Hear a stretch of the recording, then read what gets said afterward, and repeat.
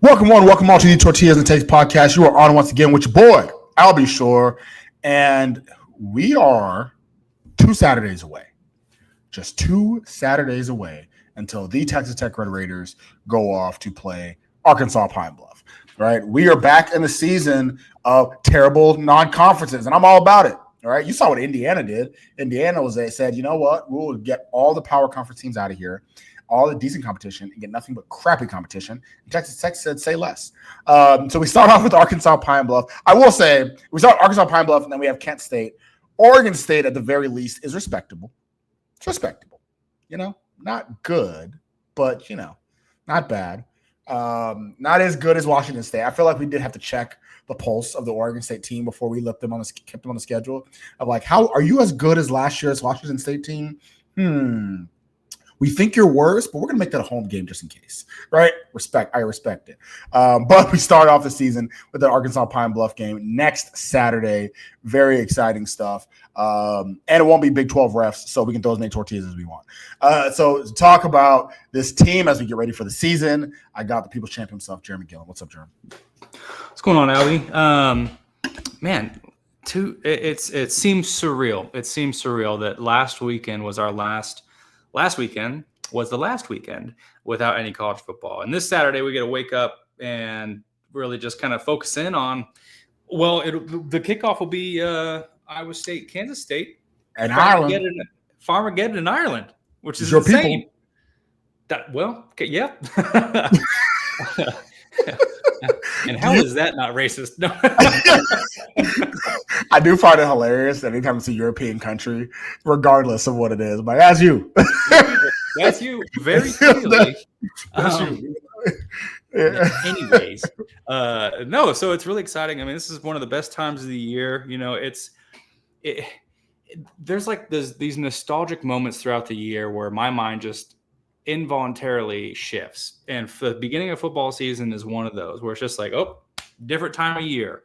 I'm stoked for, I don't know, just everything. There's a lot of hope riding on this season, but every year we get to have football is a good year after 2020. So thankful to be here, man. So thankful. We had football in 2020, Jeremy. Not really. By the way. No, I blacked it out on purpose. Absolutely. Football is here. I'm actually really excited for that Farmageddon game in Ireland. I know K-State fans are a little bit more, and Iowa State fans are a little bit more upset that the game is not local, and I get it. But, for me, who am not going to Manhattan or Ames to watch that game, I'm happy. I'm excited to just have it week 0. Big 12 is put on the spotlight for what's currently the longest running rivalry in college football, even though it's about to end next year because we have stupid Big 12 scheduling rules that for some weird, strange reason never protected rivalries. And so with that, Baylor, Texas Tech, which was one of the longest running rivalries in the country, I think it was like second, I want to say only to Farmageddon, ends this year. So we couldn't save the Butt Bowl, but I'm here to save Farmageddon and make sure that doesn't end itself. And so we're in the land of dumb rules, and with that dumb rule, I kind of started off talking about the tortilla rule, which is technically it's not. It's an AD. The ADs voted to, if you throw things on the field, first time is a warning, second time is a penalty. Right? Can I just say, throwing things on the field during the course of play has always been a penalty. It's always been against the rules. Always. Right? That's not a new thing. If you throw something on the field as a crowd, usually the refs are like, hey, get your crowd under control. Then eventually they start doing penalties. It's always been the case, like since the dawn of time. So the fact that it's now is explicitly in the rule books as first time warning, second time penalty, especially the first time warning thing. The second I saw first time warning, I'm like, this is because again, everybody knows that Texas Tech throws tortillas at kickoff, at opening kickoff. That's a known thing. It's it's in the freaking video game. No, we throw tortillas at the opening kickoff. So it's almost like the ADs are like, all right, well, our concession is we're not going to penalize your tradition. But past that, we're tired of you. We're tired of you. Jeremy, what's your thoughts on this anti-tortilla rule? I think it's all very ceremonial. This vote, like you said, this has been a long-standing rule and a long-standing existing penalty. Nothing new about this rule. Really, nothing new. I think the charm and the legend that's going to go behind it is that there was one person who voted no, and it was Kirby Hocutt because he had to. Because if he voted yes, it would be like, bad PR. Even though we all agree we don't need to be throwing stuff on the field. Because when we're saying that, we're not saying, hey, Texas Tech, don't throw your tortillas. We're saying, hey, literally everybody, stop throwing beer cans at players. Stop throwing like your hot dog. Like, just stop throwing stuff on the field, because it does put student athletes at risk for injury. You pelt somebody, it's a dangerous thing. So it's a legitimate rule. Let me ask you this: so you don't feel like the rule is targeted to Texas Tech tortillas? No, I think that this was just very easily adjusted to make it feel that way. Because whenever there was this like push on, well, what about our tortillas? There was just this kind of victimhood that immediately happened. There was already an answer ready. It's like, okay, well, no, we're not penalizing the ceremony of it, but if you keep throwing them throughout the game, then yes. And so, like in that degree, I get it, but that doesn't mean we have to follow it. It just means, hey, there's a consequence for this. There always has been. So just recognize that, right? But I don't know. It didn't feel too pointed for me. So I will say the game that everybody's pointed to was the Colorado Tech game, where it wasn't just tortillas being thrown, but it was, like you mentioned, there was a lot of things being thrown because it was – I won't say it's the worst ref job in last year, because Big 12 knows how to outdo themselves, but it was a very bad, terrible ref job. And so I think that was a game that was really pointed to. And that wasn't a tradition thing. That was a legitimate, fans were throwing things they shouldn't have been throwing on the field, right? It's so much so that Coach McGuire had to come on, put in the microphone and say, hey, stop being idiots. Stop throwing things on the field. However, where I want to disagree with you, though, is it did sort of feel, though that is valid. Again, that's another example where the ref said we will throw a penalty. So it's not so to me, that doesn't change. I did kind of seem like, yes, that game's a good example, but it did sort of feel like this was pointed to past the opening kickoff. We're tired of y'all throwing the tortillas, like almost trying to restrain the tortilla throwing to just opening kickoff. We don't want to see it after every touchdown. We don't want to see it after any celebratory thing. Stop throwing the tortillas after thing. That's because the second I saw the rule, that's the first thing I thought of. Was like, oh, they're trying to. And it also felt. Now, this is where I will kind of get into. I'm being a little fanny right now. I'm being a little bit of a fanatic when I say this. It did kind of feel like y'all tired of the offseason Texas Tech is having. So we got to slow something down. All right. You know what? Screw this. Yeah. You know what? I'm tired of you. I'm tired of tortilla throwing too. How about that? Huh? That's kind of what it felt. I'm not saying that's what it was. That's what it felt like. They can't slow us down, so they're just trying to stick a knife wherever they can at this point. That's what can we control? Like. that's kind of what it felt like. I don't know if that's really what it was, but that's kind of what it felt like. I will say, I bet that certain ADs were all really happy to vote specifically in that favor because of Texas Tech.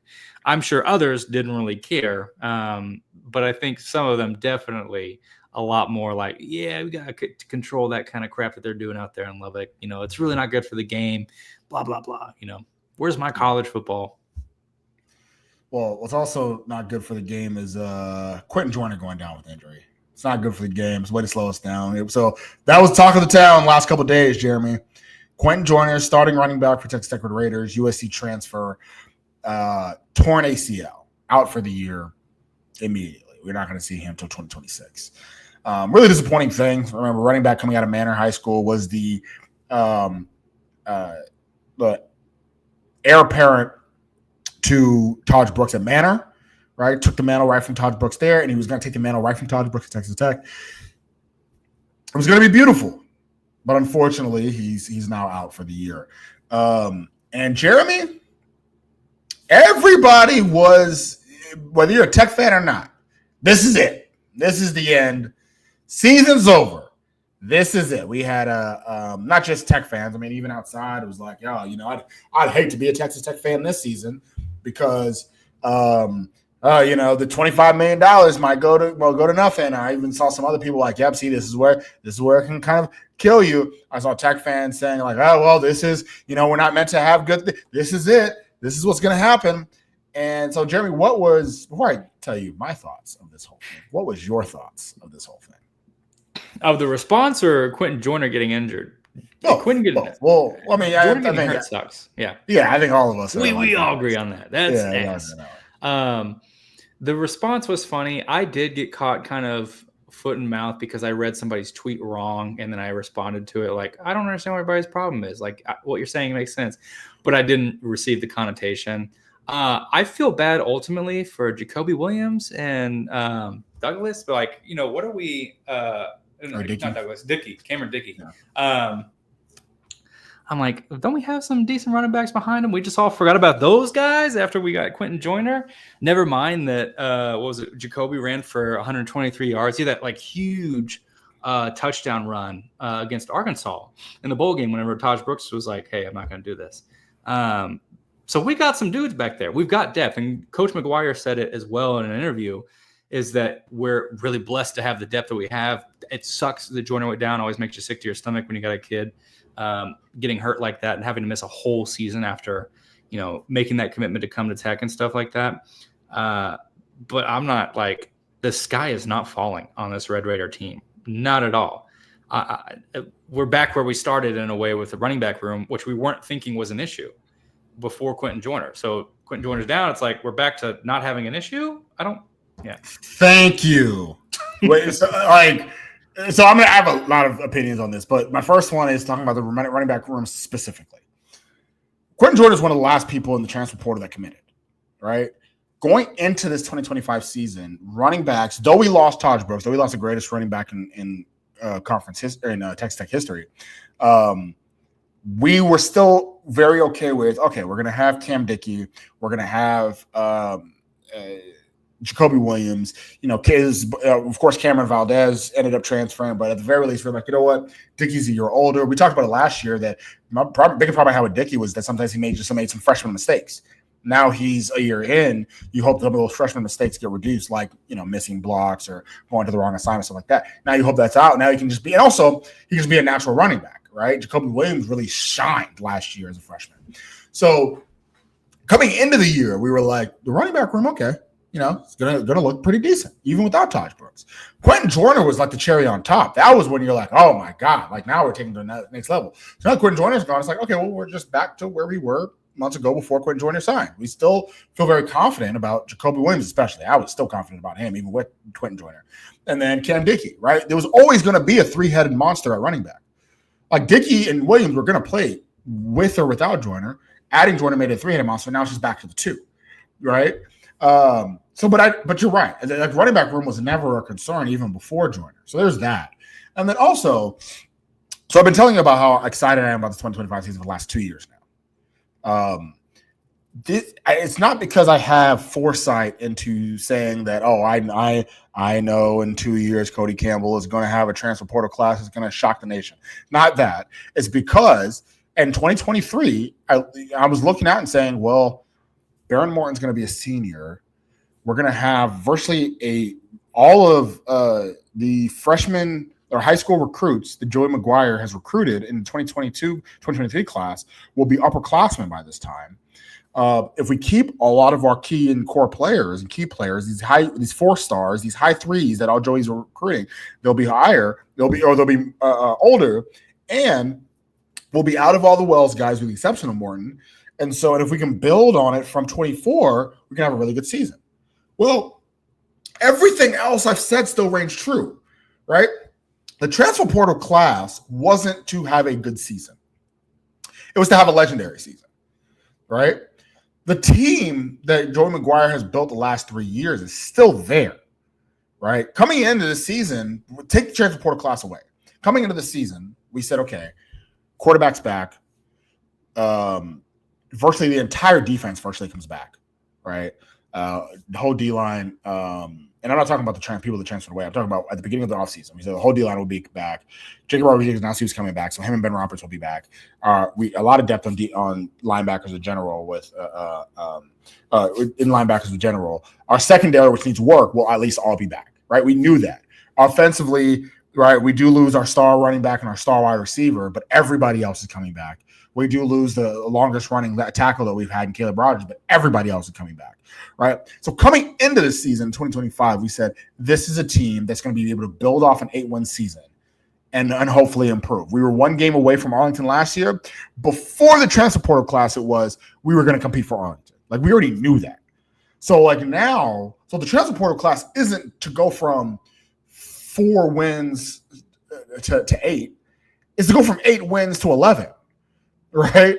But I say all that to say, so now that a guy like Quinton Joyner comes on, and a guy like Romello Hyde comes on, and a guy like David Bailey comes on, and all these guys, what it gives us more than anything, more than elite talent. It gives elite talent, of course, but it gives us depth. Duda Banks was our best D lineman last year. He was listed in the initial spring chart as 3rd string. It gives us depth. That's the main thing it gives us. So what depth does is when a guy like Quinton Joyner goes out, you still have that depth. God forbid somebody else, one of our other stars on defense goes out, we still have that depth, right? So my thing is we cannot keep crying every time somebody gets hurt. It's going to happen. It's football. It happens. But that's why you have depth. That's why you have these things in place. This is why Ohio State was able to win a national championship last year. They had depth. When guys went down, it wasn't a huge deal, right? Texas, listen, they have probably the most depth in the nation, right? That's why they're ranked number 1 right now. If somebody happens to a player in Texas, it's going to be an issue. There's really only 2 players that I truly am going to really worry about if they go down. 2 singular players. One is Baron Morton, because he's the quarterback, right? And I'm going to have a problem with them. And then the other is Howard Sampson, because he protects the quarterback's blind side. Those are the 2 players. If they go down, I might be singing a different tune. Everybody else, we have the depth to cover.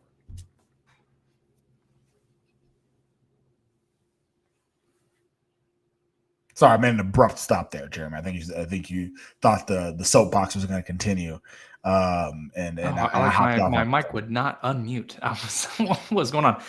It was just so hot. I can't beat that take. No, I mean, you're so right. This is exactly what we prepared for. I wouldn't say plan, because you could plan to have injuries, because that's going to happen, but you prepare for injuries. And I think this team, this administration around the program, the donors, all people, I think they planned for this. They planned for the adversity. And like, you're right, man. Depth is the reason we have it. Now, definitely wouldn't want to lose Morton for 1,001 reasons.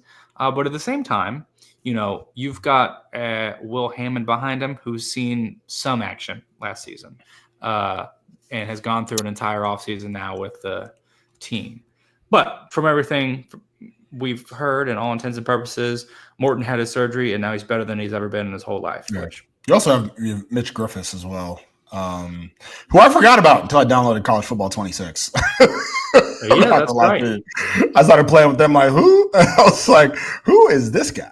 Oh, yeah. And the freshman behind him is Lloyd Jones from Galveston County, Texas, baby. That's right. That's something. So, but yeah, no. Overall, we have good depth. So I'm excited for this team and what they're going to be able to perform. And I mean, right now they're right in fall training camp, getting ready for that Arkansas Pine Bluff game. It's got to be exciting stuff. And also, one thing I do love about like gearing up for college football. I'm a football fanatic, so I'll watch all types of football. High school football, week 0 for high school football started last week. That one Georgia team opened up their new massive stadium, which was kind of cool. So getting an opportunity to see their massive stadium and what they are able to do in that one. But then also, we also got a chance to see LaDainian Guyton. Let me tell you something. I don't care what Rivals does. He's the number 1 player in the 2027 class. I know by the time that he actually comes on campus, they would have demoted him to a 2-star by then, but it doesn't matter. Before he committed to Texas Tech, he was the number 1 player in the 2027 class. He got a chance to play. He had his Texas Tech towel, had some Texas Tech gloves while he was playing, balled out per usual. So it was really, really cool to see him. Week 0, week 1 for high school football is this weekend.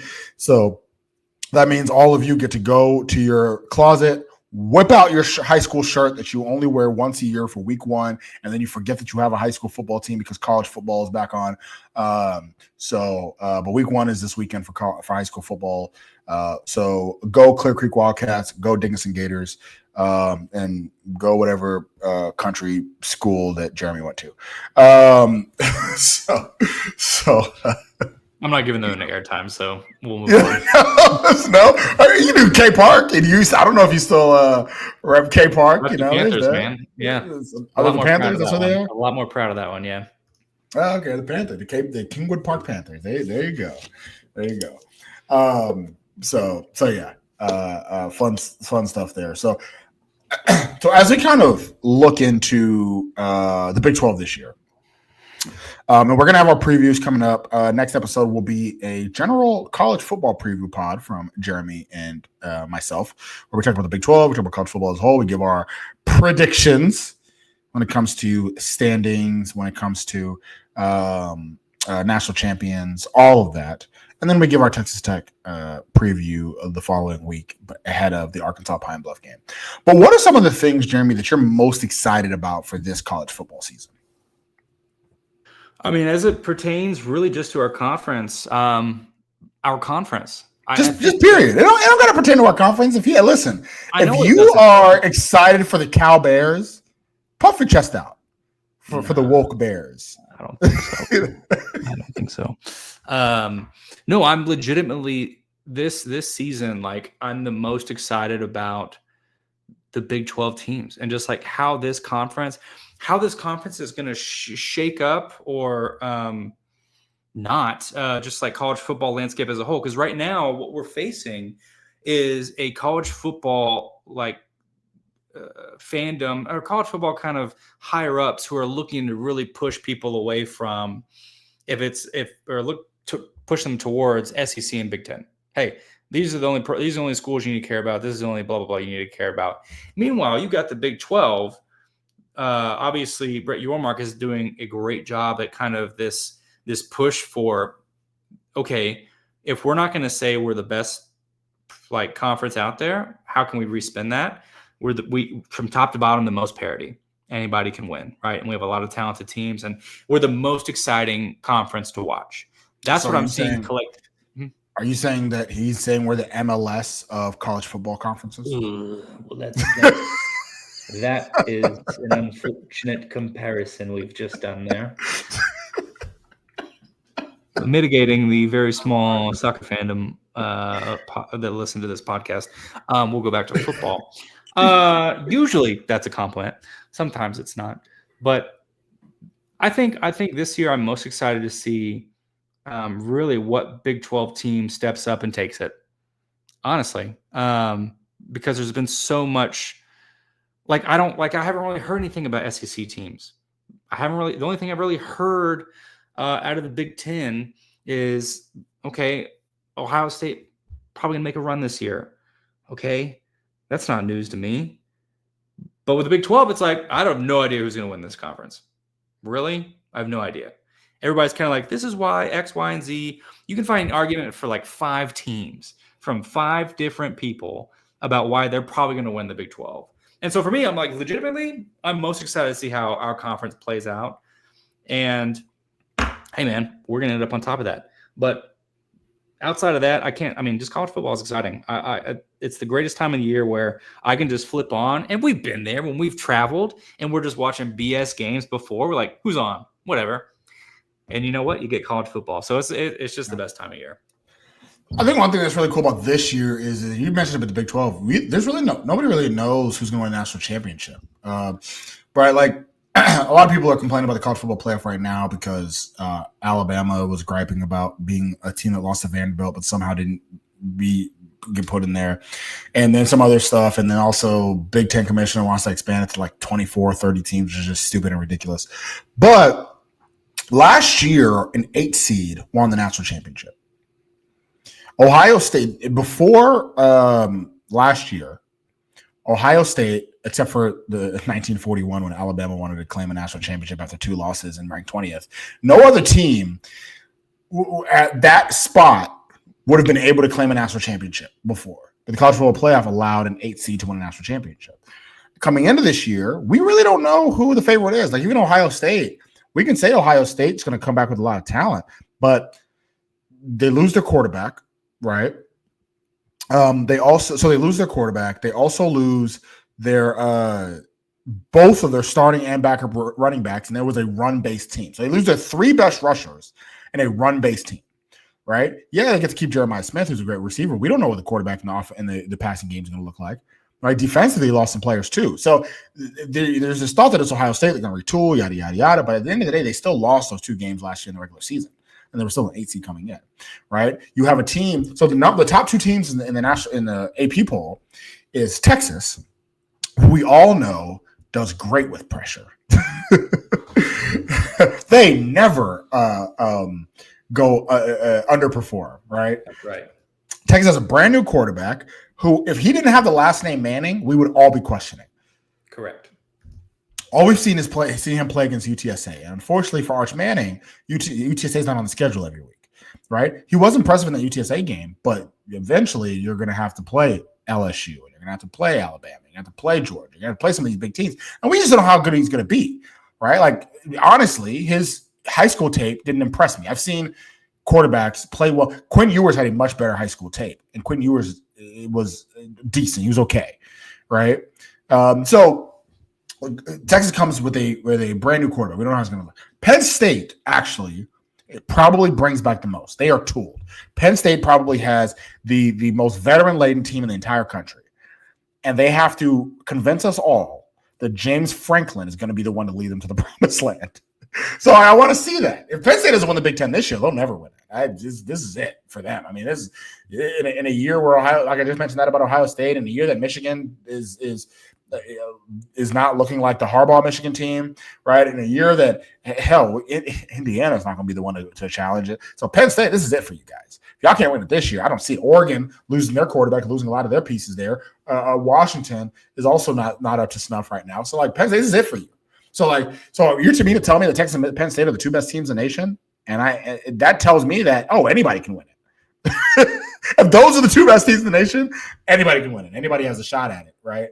Clemson might have the best quarterback in the nation in Clay Klubnik, right? So they're going to have a shot at it as well. They're going to be right there for the taking. SMU has a very, which I hope SMU crashes and burns, but they have a very potent offense, right? With Rhett Lashlee. Rhett Lashlee puffing his chest out, saying big stuff, right? So it's a very wide open. And to your point, in the Big 12, we don't know who's gonna be in it, right? But all eyes are going to be on us.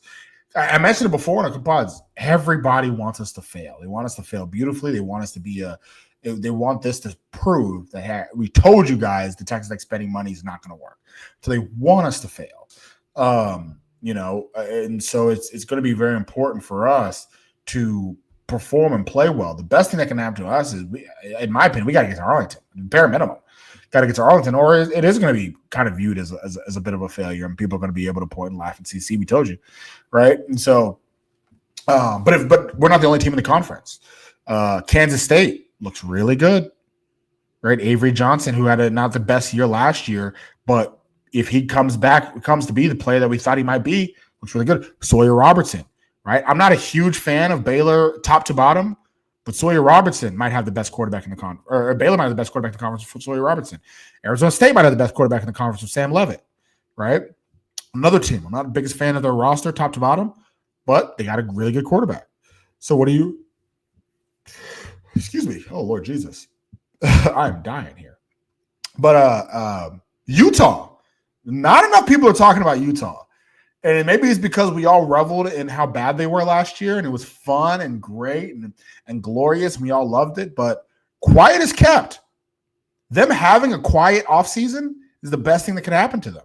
True. What's his name retiring was great, and they have the talent. Like, they're not like, I think that's the biggest difference between Utah and Oklahoma State. Those 2 teams disappointed the most between the 2, because those are 2 teams a lot of people thought were going to contend for the conference. Oklahoma State, in my opinion, is not going to make the bounce back. I just don't think there's a lot of talent on that team. Last year's team was very veteran laden, and they were terrible, right? Utah, on the other hand, brings back a lot of the players from last year. And though they had a disappointing season, it's It's almost like I don't know if you see those lethal shooter videos where he misses a shot and he's like, I understand it now. That's almost like how I feel with Utah. Like that game we're going to Tech at Utah. That's not going to be an easy walk in the park. I wish it would, but no, it's not. I want to be up there in the stands stressing like this. Yeah, and so Utah's going to be there. So like you're right. The Big 12. Shout out to BYU for kicking their quarterback off like 3 weeks before the season started. So we can cross them off the list. But Iowa State. I haven't talked about Iowa State. Iowa State's going to be right there too. So like a lot of teams are going to be right there, right for the picking, and it's going to be interesting. I will say, I am fairly confident though. We're not going to have a scenario like last year where the teams that we projected to be the worst in the conference become the best and vice versa. That, like if I'm trying to think of a team that's going to suck this year. I can't imagine that UCF makes a run or Cincinnati makes a run for it. Like that would kind of shock me. Arizona is another team that I don't think is going to be any good this year. That would kind of shock me. But I do think there's a good chance that some of the middle of the road teams that we're not suspecting, like a Colorado or a TCU. Interested in Colorado. Very interested in Colorado this year. Yeah. So a lot of uncertainty, which makes it fun. And Big 12 fans are used to that. Oh yeah, best conference out there, most competitive conference, top to bottom, or whatever. Yeah. Yeah. So. Speaking of first competition of the season, Jeremy, and I told you I would get to this topic if we had time. We got a little bit of time. So, starting off the competition on our side, Jeremy, let's talk about cities, shall we? In the Big 12, college towns in the Big 12. Okay, so there's 16 universities in the Big 12. Of those 16 universities, 6 universities are in places that are not college towns, right? Houston, Cincinnati, Fort Worth, Tempe, Salt Lake City, and Orlando are not college towns. Arizona State, I'm sorry, Tempe is like smack dab in the middle of Phoenix. It's not a college town. Get out of here.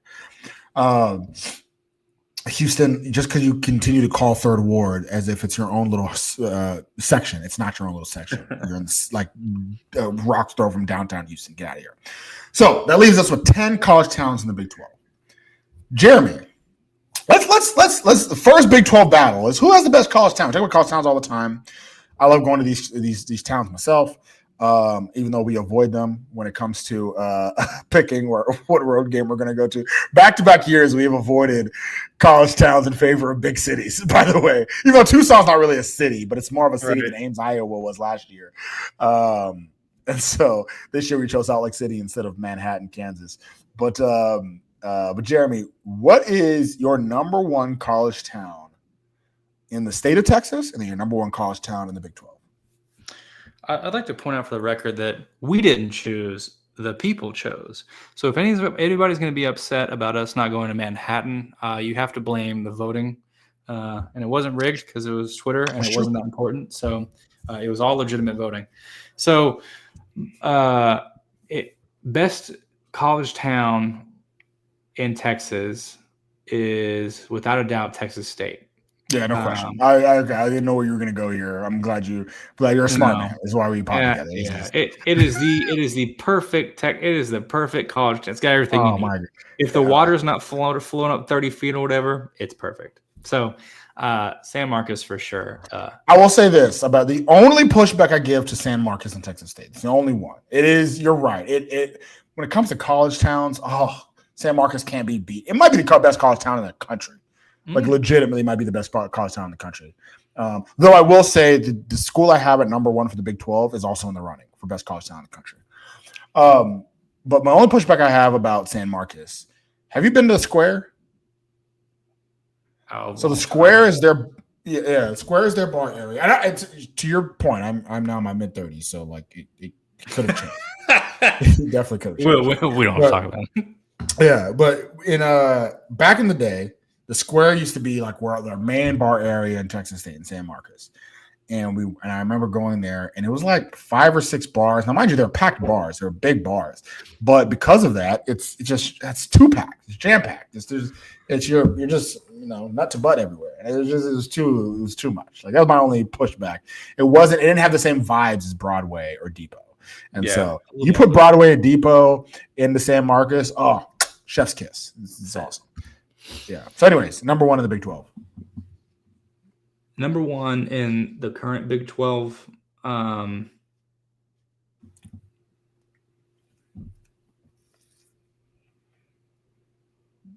That's a good question. Like a college town, not a city. Can't choose the 6. You can't choose the 6 cities I said, right? You can't. Houston, Cincinnati, Orlando, Tempe, Fort Worth, and Salt Lake City are not included.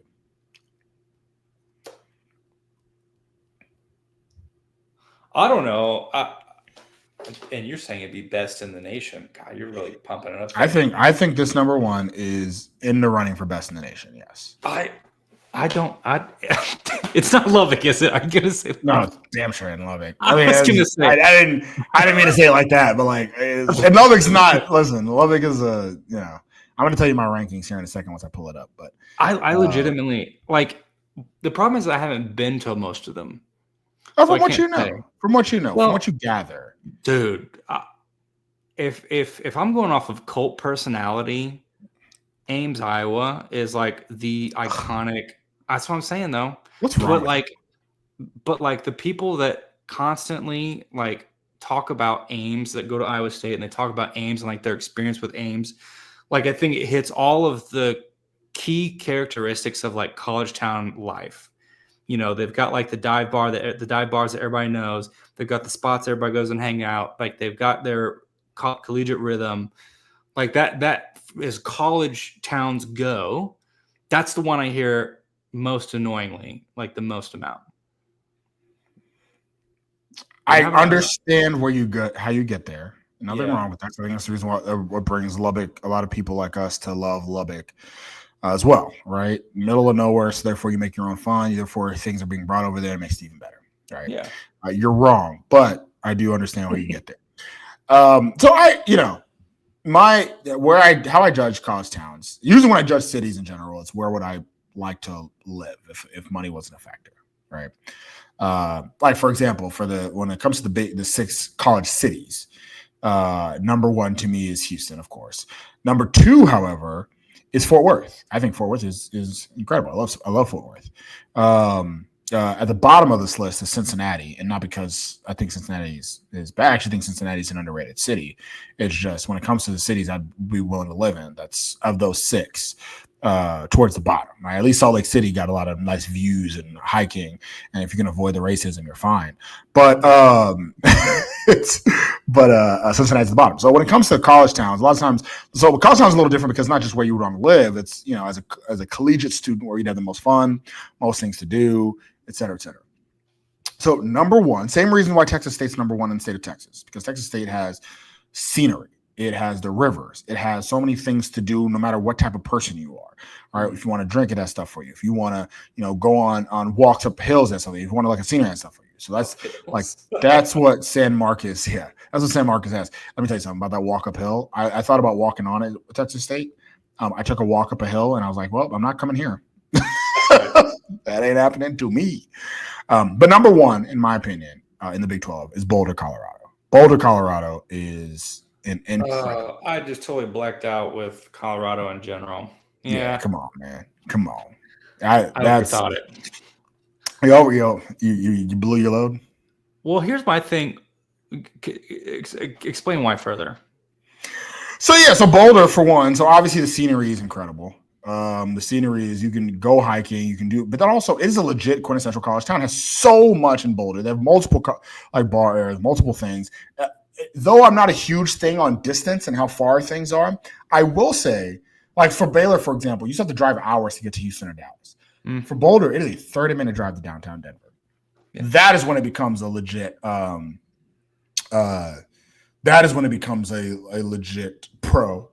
But I can drive 30 minutes to Boulder. Same thing with San Marcos. It's a 30-minute drive to Austin, right? Or less than an hour drive to Austin, right? And so, So I think there's so much to do in Boulder itself. You never have to leave Boulder for anything. But if you wanted to, Denver's right there, and Denver's one of my favorite cities in the country as well. So to me, Boulder is number one in the Big 12, one of the best college towns in the entire country. I was actually just in Denver recently, passed through Boulder, loved it. So Boulder, and Boulder might be the only college town on this list that I would live in as an adult. I don't know. My only pushback with Boulder is that it is so heavily trafficked by just tourists that I think I would get annoyed with how many people are just everywhere. It's actually not as well. It's actually not as packed as you'd think, because it's not Denver. Because at the end of the day, it's not Denver. Okay. You know. But yeah, I do love Boulder. I'm looking for I recently ranked these cities, and so I'm looking it up right here. So I said Boulder, you said Ames. Who else you got near the top? Well, now I gotta freaking think about, if you go with Ames, who I wish was that a city I've grown fond of. A city I've grown fond of that I wish had some affiliation is just Oklahoma City. Oklahoma City is such a gem, but it's not related, so it doesn't matter. Were you gonna say Norman? No. But just Oklahoma City. I was thinking man, too bad Oklahoma State isn't in Oklahoma City. That'd make them a lot more cool. But it's perfect that they're in Stillwater because they suck. Probably, I don't know. If I'm going to say Iowa State, I kind of got to fall in with the Little Apple in Manhattan. I'm having a hard time visualizing which ones you said we can't say. So I'm stuck in the Midwest. It's just not the cities. It's not the cities. I'm stuck in the Midwest. I bet West Virginia. I bet Morgantown as I'm here for college. Solid, right? Out there in the mountains, right? In the Blue Mountains, enjoying Appalachia's finest ecology. And it's a party. They all love it. Cool vibes. You've been there, right? Yeah. It's good. It is a good time in Morgantown. It is a good time. So listen, I will. Any other shout outs I'm going to give you my definitive list, but any other shout outs? No, I don't have any more shout outs. I'm just roasting myself at this point. Respond to my list here. So I said number 1, Boulder. Number 2, Lawrence, Kansas. Explain. Lawrence, Kansas. Again, it's no really hills in Lawrence, by the way. No hills, Lawrence. It is the only 2 cities that I do think a major city being close by is an advantage, right? All the other cities, I'm not going to give you that boost because you're at least an hour, 2 hours away from the next major city. But Lawrence is right outside of Kansas City. Is it just outside? It's just outside of Kansas City. It's I almost considered it a suburb, but a friend of mine who used to go to Kansas said it's really not. So I'm like, all right, I'll give you. It's really not. It's from my understanding, it's similar to Norman. I viewed it similar to the Norman. Like Norman is outside of Oklahoma City. It's not really a suburb, but you could commute if you wanted to. Oh, you could get there in no time. Yeah. So it's a state college. It's because it's a state university, similar to Colorado. There's just so much in Lawrence for college kids. They got a big lake. Yeah, well, so they have their bar scene's a really good one. They do have their good culture or good the water sports and like that. A lot of things to do out in Lawrence. And again, it's not too far from out there. I do have Morgantown as number 3, right? The thing about Morgantown it's really small. Though it's a state college, and I guess state college of a small state. It's a really small city, right? It's a really small city, but man, people out there really know how to party. I do love Morgantown. It's a good one. Provo, admittedly, have not been to Provo, just going off of what I've seen, what I've done a little bit of research on. It seems to me like Provo is just like Morgantown, except they don't party as much. That's my take off it. 5, Tucson, which we've been to. Yeah. 6, I have Lubbock. And this was my note. Tucson and Lubbock are the same city. Tucson gets the nod because they have the better downtown. That's really it. Yeah, it was really active when we went. They had a lot going on. That was cool. A lot going on, it seems like they have more industry in the city, like in the city itself, right? Most of Lubbock's industry is a little bit more outside of the city with like oil and gas and wind farming and stuff like that. So, but Tucson, it's really 5A, 5B when it comes to Tucson and Lubbock. They're really the same city. I think they're about the same size too. 7, Waco. I used to think Waco was the worst college town in the conference, maybe in America. Waco, similar to Lubbock, has done a lot to update their city in the past decade. a lot. Shout out to the Gaines.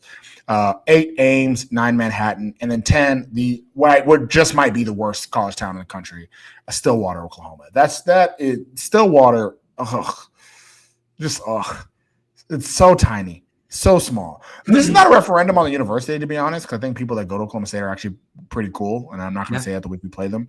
But the city, the town that y'all go to is everything that's wrong with the state of Oklahoma. that college town seals it in. So, thoughts on my ranking? I don't have any problem with that. I think that now that you explained, now that I actually put Lawrence in its appropriate place, that makes sense. Yeah, I think that's fine.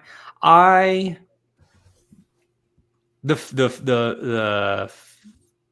Tucson, Lubbock, I would like to dive into that a lot deeper at a different time, because while their downtown was better, I think like when you got out of that, it was okay. Whereas I feel like Lubbock kind of has a nicer spread. I don't know. We didn't get a chance to see the spread though. So like I got to take it. I got to be comparative, right? I got to take it from we saw Central Tucson and compare it to Central Lubbock, right? So that's why I give Tucson the nod. But hey, like if we go out to like their 100th Street or whatever, and they don't have it, then yeah. But it's also I think it's like the second. I think it's the largest city in Arizona outside of the Phoenix suburbs. Phoenix out of the 4 cities in Arizona, it's the. I'm just saying, there's stuff there. Like it's a decent sized city, I think. Yeah. No, good. It was good. It's a good. I would say Tucson and Lubbock to me are smack dab in the middle of the conference, right? Like you got like Boulder and Morgantown and like some of the scenic areas that like if you like to be outdoors and stuff like that are near the top. Then you got like grandfathered in those positions simply because of the environment. And we get them out because it really sucks. It's a hard reality, but like it is what it is. Yeah, that's what it is. What it is. It is what it is. But Tucson and Lubbock, I would argue, do the best with the least. Right? They don't have the environment, so they said, "Hey, we got to chalk this up. We got to put some on top of it." Fair. So shout out to University of Colorado. You win the first Big 12 battle of the year. That's how that works. I don't want to tell them that they have enough. They got enough hubris already. That's exactly how that works. And I do appreciate all the Tech fans to let people know about like this. I saw a message today about this Colorado fan that was saying that I'm gonna be praying for Cash Cleveland because he now must be a white supremacist. For him to go to that city out in that state in Lubbock, Texas, he must be a white supremacist. I'm like, lady, you know how many black people out in Lubbock? Now let me tell you something. Lubbock don't got the best history. All right, it does not have the best history. I'm not going to be. And also, hey, some people, yeah, I get it. But there are a lot worse. You know how many minorities there are in Lubbock, Texas? You know how many black people live out. You need to come out with me. We go to Estacado High School. We go to the YMCA on the east side. You know what I mean? We'll go to the Walmart down on the Walmart by the university, and you will see. Yeah, girl, you will see. Yeah, so that's funny. So yeah, I think my problem with Lubbock is, and that's like to me that's my unbiased ranking. Lubbock right there, smack dab in the middle of the conference. The only time I really defend Lubbock the hardest is against people that have never. You can always tell people have never been. Oh, they're so. You can always tell, or people that haven't been in like 40 years. Like you can always tell the two, right? It's always one of those, or people that like condemn Lubbock for just being a college town. Like if you went to school in Austin or in Houston. Or in a major city, and then you say, "Oh, well, Lubbock sucks." Well, yeah, I mean, Manhattan sucks, Ames sucks, Stillwater sucks. Like you just don't like college towns. That's okay. That's fine. My sister went to school in Houston. She would have never went to a college town. And that's okay. But like, you just got to be real with yourself. Don't condemn Lubbock for what the problem is in every college town. That's right. Not for everybody, but it is for college. It is for college football for sure. Yeah. Absolutely. So Jeremy, once again, we hit the hour buzzer under an hour. So I told you, new year, new me.